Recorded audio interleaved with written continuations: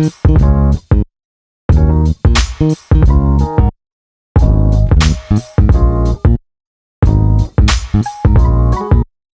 guys, before we get into this video, we just launched the Elevate Lightroom online training and preset system.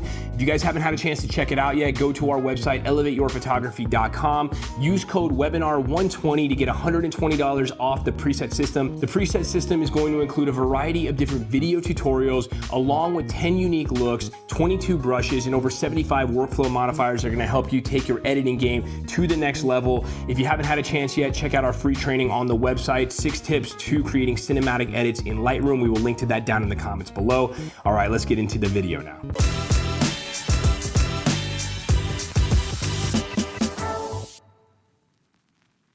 What's going on, everybody? My name is Michael Anthony, and today we are talking about the best lenses for wedding photography, according to my opinion. For those that don't know me, I am a wedding and portrait photographer based in Los Angeles, California, and I've been shooting weddings for about 8 years now. Over my time as a wedding photographer, I've gone through my fair share of photography gear. I've used a lot of different lenses, a lot of different cameras, and that being said, there are some staples that are in my bag that I constantly use each and every wedding that I shoot today. I'm gonna be talking to you not only about which lenses you should buy, but more importantly, for those of you starting out, which order I think you guys should buy them in. I'm gonna be talking specifically about full frame lenses. However, let's say you're shooting on an APS-C or a Micro Four Thirds camera, feel free to find the appropriate focal length equivalent for your particular camera. Micro Four Thirds will be half, and then APS-C, depending on which camera, it'll be a little bit different as well too. Keep in mind that this is the system that works for me, and if you prefer to be, say, a prime lens shooter only, we're gonna talk about prime lenses directly after the zoom lenses, so feel free to skip around this video as much as you need to. This video is just going to refer to lenses, and we're gonna do another video in the future on camera bodies as well as lighting in the coming weeks. That being said, let's get into the first lens that I think you guys should buy, and number one is the 24-70 f2.8. I believe it's the most essential lens that every wedding photographer should have in their bag. Last week I did a video on Canon's RF 28-70. However, being that 24-70 lenses are much more accessible from not only a price point, but also from an availability standpoint, I think that this is the first lens that you should look to purchase. Now, the 24-70 is a desert island lens, okay? If I had to shoot an entire wedding and I could only use one lens, this would be the one to do it. I want to make sure that you understand that you should be looking at the f2.8 variant of this particular lens, because as a wedding photographer, you're often gonna be shooting in low light. You're not gonna have control over the lighting that you are going to be working in, so having that extra stop will help a lot. The 24-70 will allow you to capture images on the wide end, and it also is gonna allow you to punch in pretty close when you need to. We have used this lens, or a variation of this, for at least 75% of the images on a wedding day. But what are the drawbacks to the 24-70?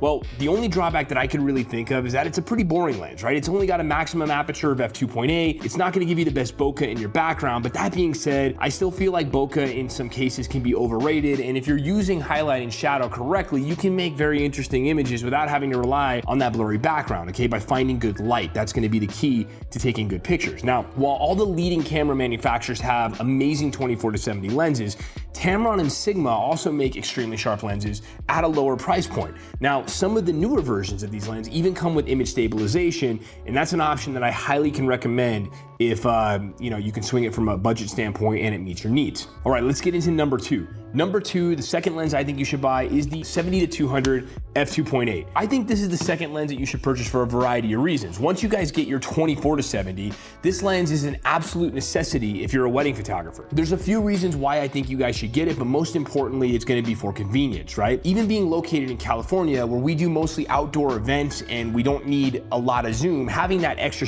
length of that 70-200 is gonna allow me to get close in on the action while maintaining good compression on my subjects as well too. Now, I often use this lens when photographing in churches, and this is also my most frequently used portrait lens when I'm doing a portrait session on my clients. And the reason why is that I can create multiple different compositions from mid-range to tighter to ultra tight without even having to move my feet, and that's gonna allow me to create 6 different variants of the same picture as long as I'm shooting both horizontal and vertical, and having multiple images gives my clients more options. And more importantly, if you're a business owner, it's gonna allow you to create sequences of images that can later become wall collages, and they will tell a story. Now, the compression of a 70-200 can also help to make your subjects stand out of the background. If you have a background that is, let's just say it's less than interesting, using that 70-200 is gonna help compress the subject into the background, leaving leaving you with pleasing looking bokeh because you are able to flatten out that entire image, give it less of that three-dimensional look. Now, I think this lens should be the second lens that you purchase because next to your 24-70, this is gonna be the lens that you use the most often. Number 3 is gonna be a 16-35 or another ultra wide angle zoom. We're filming right now with the Canon 15-35. That is the one that I tend to use more often than our Sigma 12-24. As a wedding photographer, light is not the only thing that you rarely have control over. Sometimes we also have very close quarters to shoot in, and using an ultra wide is going to allow us to create full compositions in a tiny spot. Now, from a creative standpoint, this lens can also be used to create beautiful environmental portraits when combined with directional lighting and the right background. We use it often in our work, and you guys probably know a lot of our wide angle work if you've been following what we do on Instagram. But where I find myself most often using this lens on a wedding day is actually on the dance floor. Now, when the dance floor is crowded, the 16-35 is going to allow you to get close to your subject while still maintaining much of the background and the energy in an image. If you get closer to your subjects, you're going to have better photos. Now, of the 3 zoom lenses on my list, this is definitely going to be the one that's going to give you the most creative images, but it's also going to be the hardest to use. But when you use it correctly, it can really produce awesome results. Now, the last lens before we get into the creative lenses is going to be the macro lens. I personally use the Canon 100mm macro because it allows me to get tight shots of not only details, but also close portraits of my subjects as well. While I use this lens mainly to photograph details, it can be used as a portrait lens as well. The macro lens will be the least used lens in your bag. However, I have it listed as number 4 here, mainly because there are certain shots that you need, such as photographing rings or vows, that you can only take with the macro lens because it offers that capability to get really close. Now, macro lenses come in different shapes and different sizes. I like to use the tighter variants, the 100mm, the one that I use, as opposed to the 35mm that Canon offers as well too. But I found that that the tighter portrait really gets the job done a lot better. Now that we have the essential lenses out of the way, let's talk about some of the prime lenses or the creative lenses. And mainly here we're going to be talking about prime lenses, which are going to give you wider apertures that you will be able to make use of in dark environments. Let's look at number 5. The 50mm lens. And I think this is the first lens that you should invest in. And personally, I use the RF 1.2 version, but for years I used the EF 1.4, which is a fantastic lens and it is inexpensive. Having such a wide aperture allows you to isolate your subject from the background while still maintaining a wider field of view. The reason why I would invest in the 50mm before some of the other lenses is because 50mm happens to be wide enough to capture environmental portraiture, but close enough to isolate your subject from the background, especially when using one of those wider apertures. At the beginning of my career, I absolutely hated this lens. I found it to be boring, okay? But over the years, as my style has matured a little bit, I have found that this lens is one of the most often used focal lengths for my style of work these days. If you watch some of my videos in the past, you've definitely heard me say that my style is going to be dictated by the purchases that my clients make. And I found that this particular focal length tends to deliver some of the largest prints that my clients order. It's the reason why I've been using it. In my opinion, is that because it gives you a tighter portrait while still maintaining that environmental style that we have. It gives us just a very unique look. If you're a portrait photographer, I put this lens right on the list behind a 70-200. However, because we're talking about weddings, I have it listed here as number 5, even though I consider it semi-essential, at least for my own work, but you can get by without it if you had to. Let's look at number 6. The 35mm prime. Now, these lenses vary in aperture. However, I found that the 1.4 and the 1.8 variants, which is what this one is, they suit my needs the best. Early in my career, I only photographed with this lens and an 85mm. And the premise for using those 2 lenses was that it led to less decision making and a more consistent gallery when you go from image to image. However, as my style has progressed, I have found way too many instances on a wedding day where I need that extra millimeter or 2, and being stuck with a prime lens severely limited my ability to get the composition that I want during a decisive moment, which is why I have moved to zooms primarily. That being said, there are a lot of cases where the 35mm can lead to beautiful images. When we're photographing anybody in an area where there's foliage or good bokeh, the 35mm is an excellent lens to get out and use in those situations. The sharpness of this prime lens combined with the beautiful color make it a great choice for shooting portraits of your clients when you want a little bit more of that background in the shot. However, one of the reasons why I really love this lens as a wedding photographer, especially this one, is that it is extremely light and easy to move around. This lens is not used as often by me these days.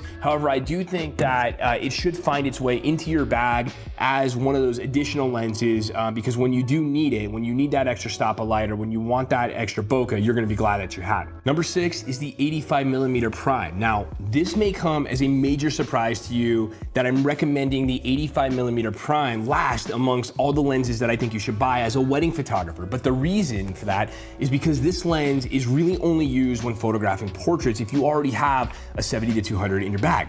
The benefit to working with the 85mm prime is using a combination of compression along with excellent bokeh. Now, don't get me wrong, okay? When I am shooting portraits, I love to pull this lens out of my bag to get really creative images. That is what I feel this lens does best, okay? But when you combine its weight and its size and the lack of convenience that comes along with using a prime lens because it doesn't zoom, I had to make it at the bottom of my list of essential lenses that you should have, okay? And I'm sorry about that, prime shooters. I know that I'm speaking blasphemy right now to you guys, but let's talk right now about why I absolutely do love this lens, the good reasons, okay? The 85mm produces some of the most beautiful images that I've ever had of all the lenses that we've ever kept in our bag. Now, I've used the 85 f1.2, 1.4, and now I currently use the RF 1.2, and I can definitely say without a doubt that my current 85, this one, produces some of the most unique images that I have ever seen with fantastic focus. Now, if I'm doing any sort of creative shoot, like let's just say working with a model, shooting fashion, or shooting bridal portraits, this is the lens that's gonna stay on my camera for the majority of the time as long as it fits within the compositional requirements that I'm given with the 85 focal length. However, when I'm producing work for paying clients, the lack of the ability to create a large number of images quickly while using this lens keeps it in my bag the majority of the time. Now, keep in mind, this is just the way that I shoot because it's the way that my business operates. However, if I were having to choose between this lens and a 70-200 when shooting, let's say, a campaign that requires only 1 or 2 amazing photos, I'm definitely going with this one all day long in this instance. All right, guys, there you have it. Those are my top picks as a wedding photographer for the lenses I think you should buy and what order I think you guys should buy them in. Prime shooters, I know you guys are gonna get mad at me down in the comments below, but just remember that this video is made for the majority of photographers, and the majority of photographers are probably gonna do better by having zoom lenses, at least when they're starting out and they can figure out what they like shooting with, right? Take my opinion just for what it's worth, and you do what's best for you, okay? I love to hear what you guys have to think about all the lenses, or which ones I may have left off of this list. If there's any more that you guys think that I should have left on, or things that you guys use that are invaluable in your work, please leave them down in the comments below. And until then, I will catch you on the next one.